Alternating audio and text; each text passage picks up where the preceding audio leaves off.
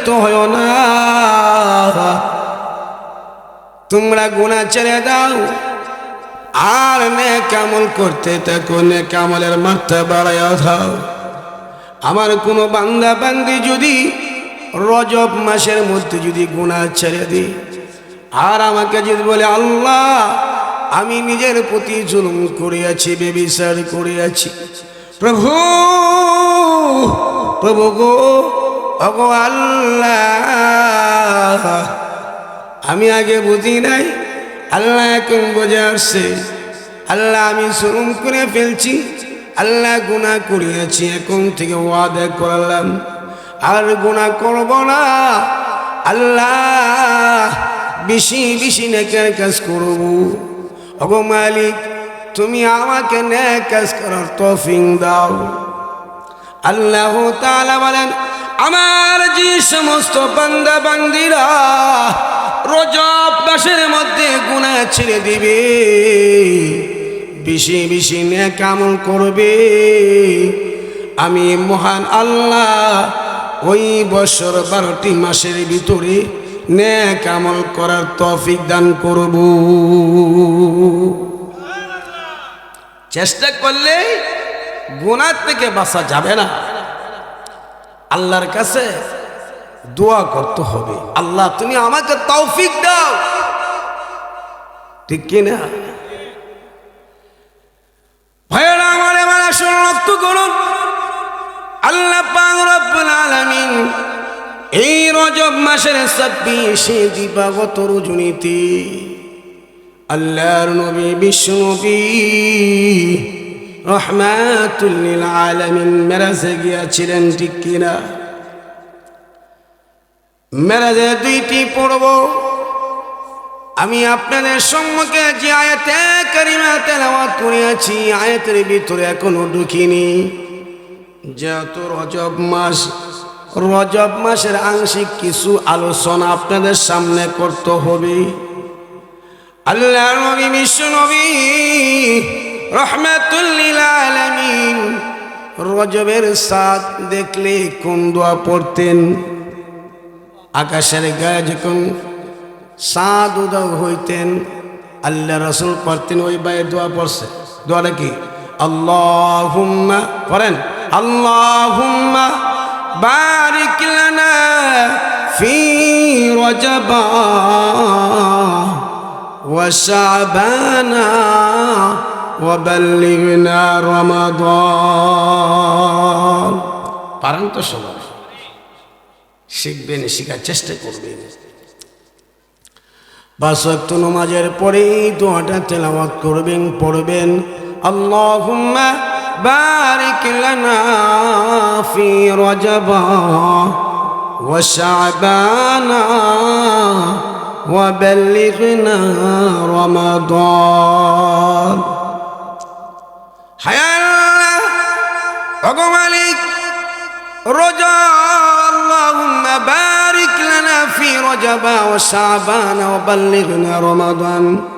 প্রভু গো ওগো আল্লাহ রজব মাসে আমাকে বরকত দাও, আল্লাহ রজবে বরকত দাও, শাবানে বরকত দাও, রমজান পর্যন্ত আমার হায়াতকে আল্লাহ তুমি লম্বা করে দাও।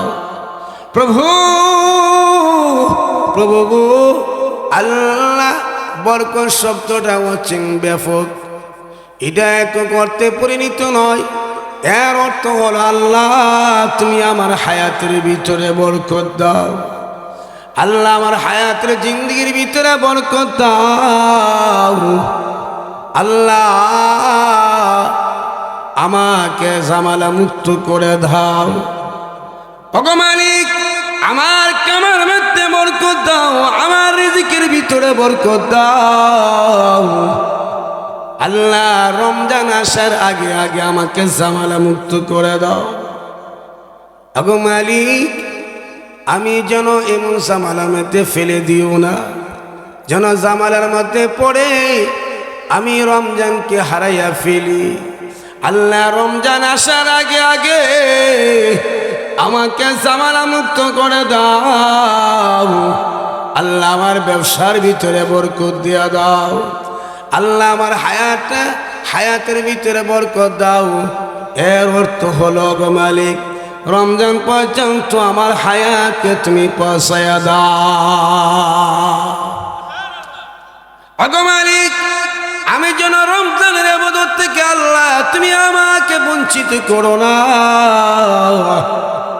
রমজানের ইবাদত থেকে আমাকে মাহরুম করো না। আল্লাহ তুমি রজবে শাবানের বরকত দাও, রমজান পর্যন্ত আমার হায়াতকে পৌঁছায়া দাও। এই জন্য নামাজ পড়ে দোয়া করবেন তো ইনশাআল্লাহ। না শিখলে, না পারলে শিখে নিবে। মা বন্ধুরকে বলবেন আল্লাহর কাছে বরকতের জন্য দোয়া করতে হয়।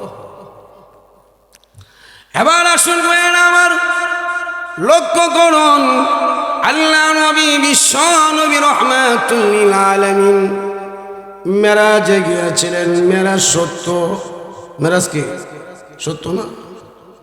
আল্লাহ রাসূলের দুনিয়ার জিন্দেগি কত বছর? দুনিয়ার জিন্দেগি 63 বছর। মাশাআল্লাহ, বাইদি পারে ওয়াজ, ইনশাআল্লাহ আপনারাও পারেন। বোঝা গেল আল্লাহ নবীর দুনিয়ার জীবন, দুনিয়ার জিন্দেগি 63 বছর। আর মেরাজের জিন্দেগি, আল্লাহর রাসূল যে মেরাজ ভ্রমণ করিয়াছিলেন রাতারাত্রিতে, কি রাতারাত্রিতে মক্কাতুল মুকাররমা, সেখান থেকে বাইতুল মুকাদ্দাস গেলেন। কোথায়? বাইতুল মুকাদ্দাস। বাইতুল মুকাদ্দাস থেকে বিশ্বনবী 7 আসমান পাড়ি দিয়ে সিদরাতুল মুনতাহা গেলেন। ওই সিদরাতুল মুনতাহা থেকে পাড়ি দিয়ে আরশে আজিম শরীফুল আকলামের উপরে, আরশে আজিম অনেক উপরে। আল্লাহ নবী বিশ্ব নবী রাহমাতুল লিল আলামিন মেরাজ থেকে যখন চলে আসলেন, মেরাজ থেকে আসার পরে আল্লাহর নবী যে বিছানা থেকে উঠে গিয়েছিলেন, সেই বিছানাটা আগের মতনই মানে গরম ছিল, কোনো পরিবর্তন হয় নাই। আল্লাহর নবী বিশ্ব নবী রাহমাতুল লিল আলামিন একবার বিছানার মধ্যে ঘুমাইলেন। ফজরের নামাজ পড়ার জন্য বাইতুল্লাহর উদ্দেশ্যে রওনা দিয়েছেন। সেখানে গিয়ে ফজরের নামাজ পড়বেন। ওই রাস্তার মধ্যে, প্রতিমধ্যে রাস্তার মধ্যে একজন ব্যক্তির সঙ্গে সাক্ষাৎ হয়। একজন বৃদ্ধ ব্যক্তি রাস্তার মধ্যে কান্না করতেছে। কি করতেছে? রাস্তার মধ্যে কান্না করতেছে। আল্লাহ নবী বিশ্ব নবী রাহমাতুল লিল আলামিন বৃদ্ধ লোকটাকে রেখে বললেন, হে বৃদ্ধ লোক, কেন কাঁদো? কান্নার কারণ কি? বৃদ্ধ লোকটি রেখে বলেন, আল্লাহর রাসূলকে বৃদ্ধ লোকটা চিনে নাই।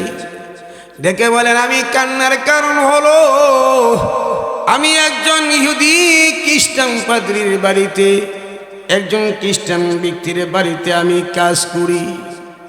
কিন্তু আজকে আমি অসুস্থতা হওয়ার কারণে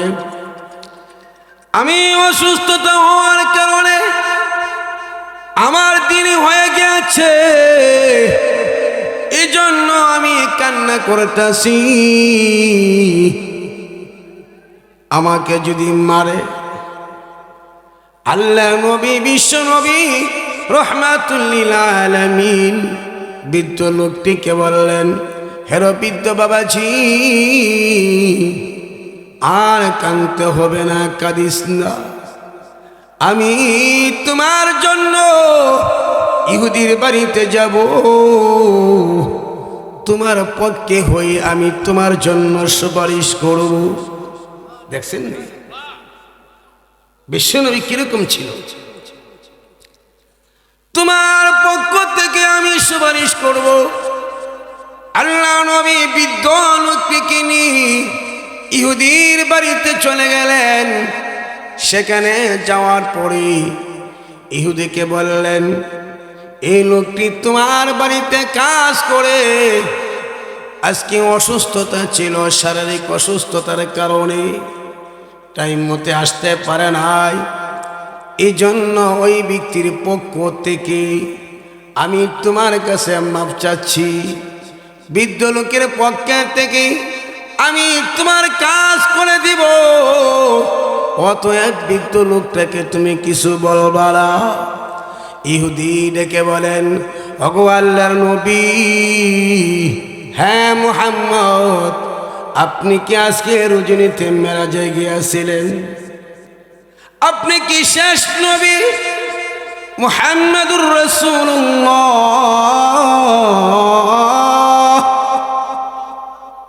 ওই খ্রিস্টান ব্যক্তি বললেন, আপনি কি মুহাম্মদ?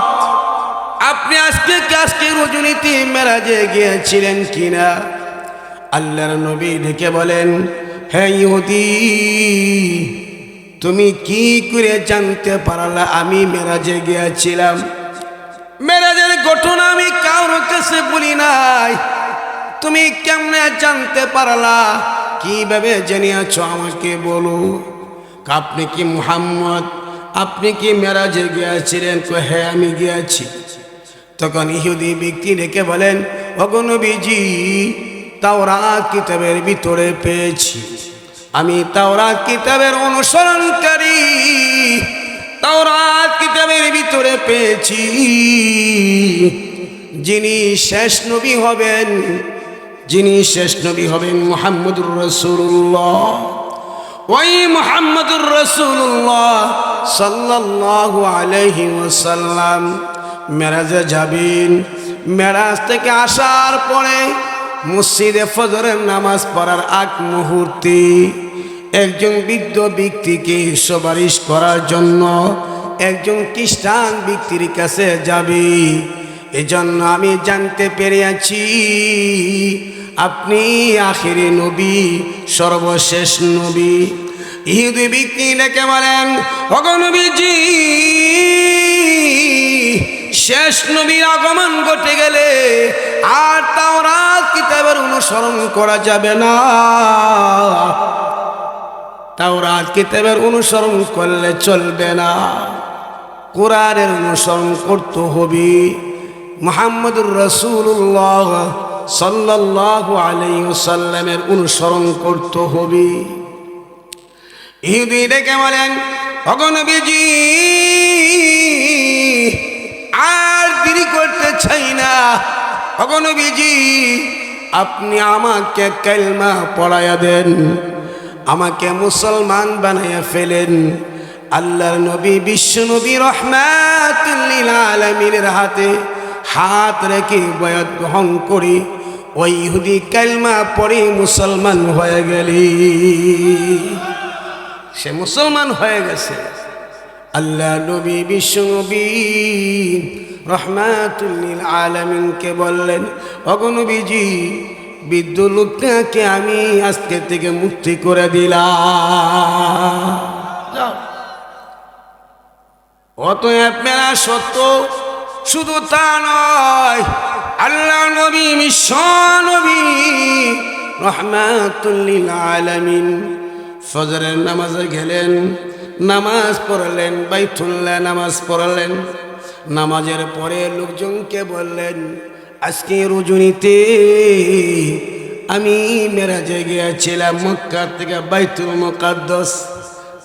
মুকাদ্দাস থেকে এরকম ভাবে সপ্তম আসমান পাড়ি দি আল্লাহর সান্নিধ্য লাভ করে আকবর মক্কাতুল মুকাররমা চলে আসলাম।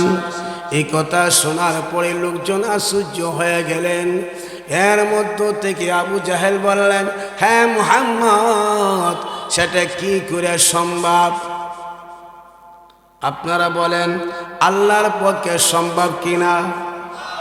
আমাদের পক্ষে অসম্ভব হইল, আল্লাহর পক্ষে সম্ভব। দেখে বললেন, হ্যাঁ মুহাম্মদ, সেটা অনেক দূরত্ব রাস্তা, দূরের রাস্তা, এটা একই রাতারাত্রিতে কিভাবে সম্ভব? আল্লাহর নবী ডেকে বলেন, আল্লাহর পক্ষে অসম্ভবের কিছু নয়, আল্লাহর পক্ষে সম্ভব। আবু জাহেল কোনো কথা বলেন নাই, না বলে ওই দিন আবু বকর সিদ্দিক আবু বকরের কাছে গিয়ে বলেন, দেখবেন বাক্কাতুল মুকাররমা হেরামের পার্শ্ববর্তী আবু বকরের বাড়ি ছিলেন। এখন এই বাড়িটা বর্তমানে মসজিদ, রাষ্ট্রীয়ভাবে সৌদি সরকারের মসজিদ বানাইয়া দিয়েছেন। এই মসজিদের নাম দিয়েছেন মসজিদে আবু বকর। ঠিক কিনা? যারা গেছেন বলতে পারবেন।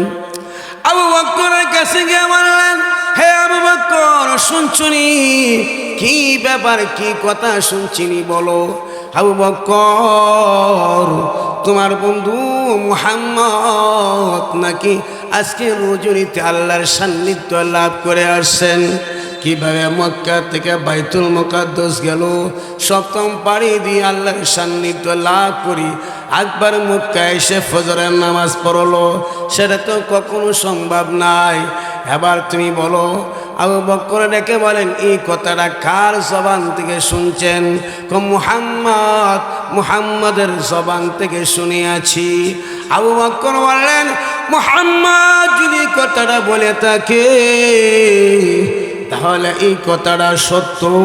তার কারণটা হলো মুহাম্মাদের জবান থেকে মিথ্যা কথা বের হইতে পারে না। আমি আবু বকর গ্রহণ করলাম, আমি আবু বকর বিশ্বাস করলাম, তাতে কোনো সন্দেহ নাই। সন্দেহ আছে? সন্দেহ নাই। শুধু তা নয়, মসজিদে নামাজ পড়ার পরে কথাটা যখন বললেন, এমনিতে একজন ব্যক্তি আল্লাহ রসুলের দরবারে এসে বললেন, ও নবীজি, আপনি একা রাতারাত্রিতে মসজিদে চলে গেছেন, একবার আসছেন, আপনি বলতেছেন মেরাজের যে ভ্রমণটা হয়েছিল সেটা 27 বছর চলে গেছে। কত বছর? দুনিয়ার জিন্দিগি, দুনিয়ার জীবন হলো 63 বছর, আর মেরাজের জিন্দিগি, মেরাজের জীবন হলো 27 বছর। আল্লাহ নবী, বিশ্ব নবী, রহমাতুল লিল আলামিনের মোট জিন্দিগি কত বছর? 90 বছর। কত? মোট 90।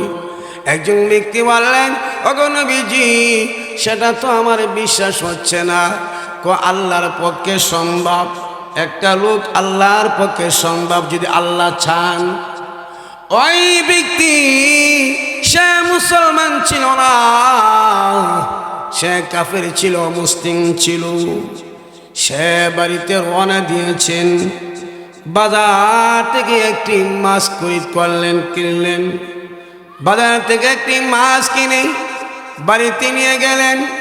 ওনার বিবিকে বললেন, বিবি আমার, এই মাছটা তুমি রান্না বান্না করো, আমি নদী থেকে গোসল করে আসি।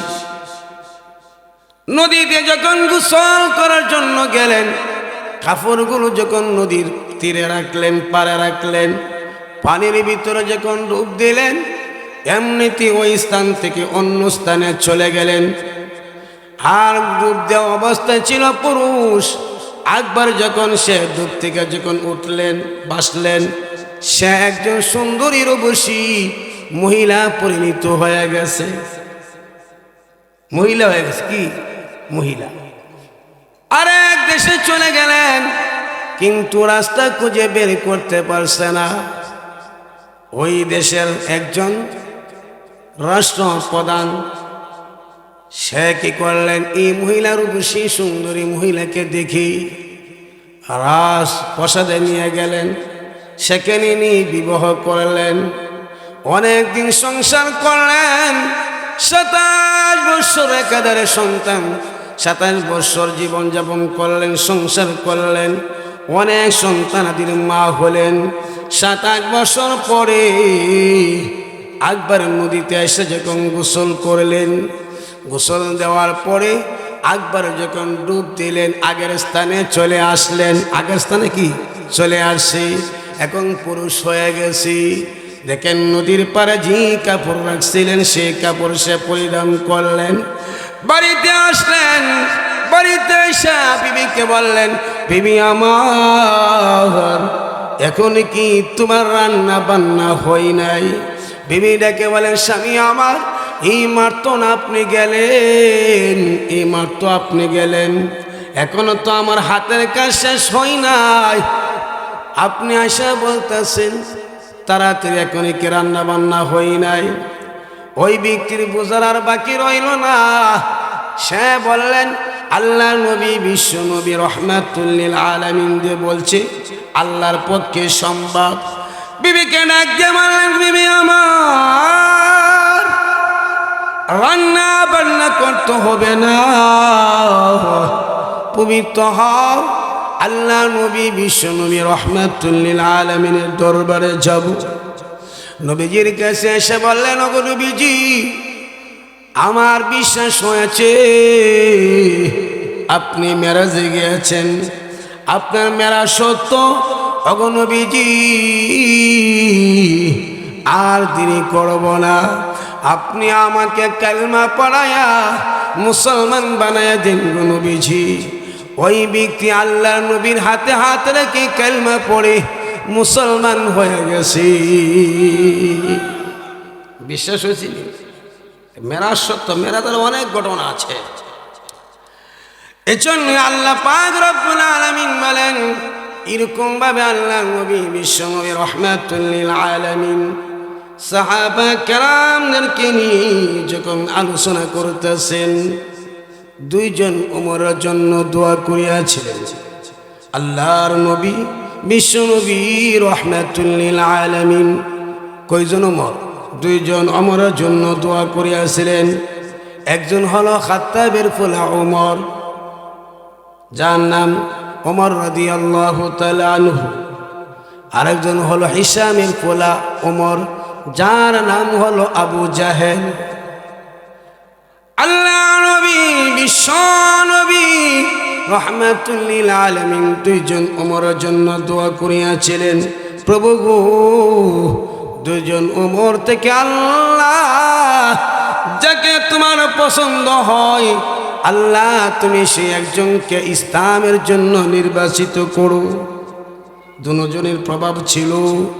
এরকম ভাবে আল্লাহ নবী বিশ্ব নবী রহমাতুল লিল আলামিন সাহাবা কেরামদের সম্মুখে যখন কোরআন সুন্নাহর আলোচনা করতেছেন, ইন্নাকা লাস্তা মুরসালা, আবু জাহেল গিয়া বললেন, তুমি সত্য পেগম্বর না। আপনারা বলেন আল্লাহ রাসূল সত্য পেগম্বর কিনা? সত্য পেগম্বর জোরে বলেন না। আল্লাহ রাসূল সত্য পেগম্বর, তাতে কোনো সন্দেহ আছে? নবীর পরে নবী আছে? কি বলেন? নবীর পরে নবী নাই। আল্লাহ নবী বিশ্ব নবী রহমাতুল লিল আলামিন শেষ নবী, আর নবী আসবে না। যদি আমাদের এরকম ধারণা মনে হয় নবী আরো আছে, আসবে, তাহলে আমাদের ইমান চলে যাবে। আমাদের ইমাম আমরা যে মাযহাবের অনুসরণ করি, এই মাযহাবের ইমামের নাম কি? ইমামে আজম আবু হানিফা রহমাতুল্লাহি আলাইহি, ঠিক কিনা? ওনার আসল নাম হলো নোমান ইবনে সাবেত। নাম কি? নোমান ইবনে সাবেত। হানিফা ওনার মেয়ের নাম। এটার ঘটনা। ওনার আসল নাম হলো নোমান ইবনে সাবেত। নামটা জেনে রাখেন।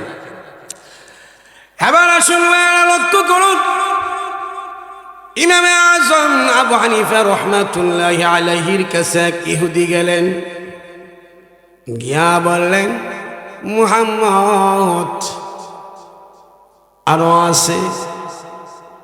ইমামে আজম আবু হানিফা রহমাতুল্লাহি আলাইহি কিছু বললেন না।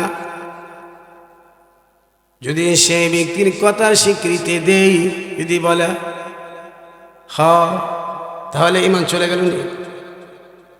ধরেন না, আমরা যারা এখানে বসা আছি, আমাদের মাঝে যদি কেউ বলে সম্ভবত হইতে পারে, এখন তো অনেকে দাবি করে, আল্লাহ রাসূলের যুগও কিন্তু দাবি করছে।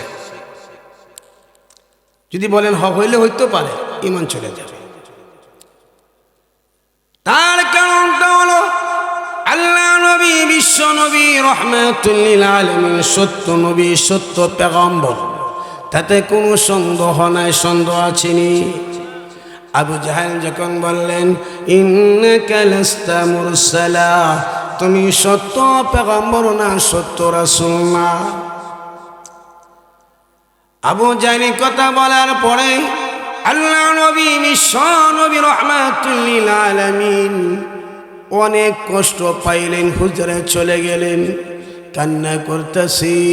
এই মুহূর্তে জিবরাইল আলাইহিস সালামের মাধ্যমে দেখলেন জিবরাইল আসতেছে, এসে বলেন ওগো নবীজি আর কাঁদতে হবে না, মহান আল্লাহ তাআলা এই মুহূর্তে ইয়াসিন সূরা নাজিল করিয়াছে।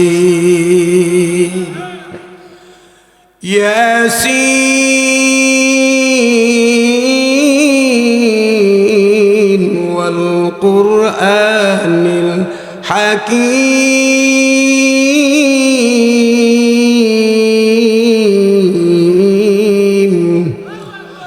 ইন্নাকা লামিনাল মুরসালিন।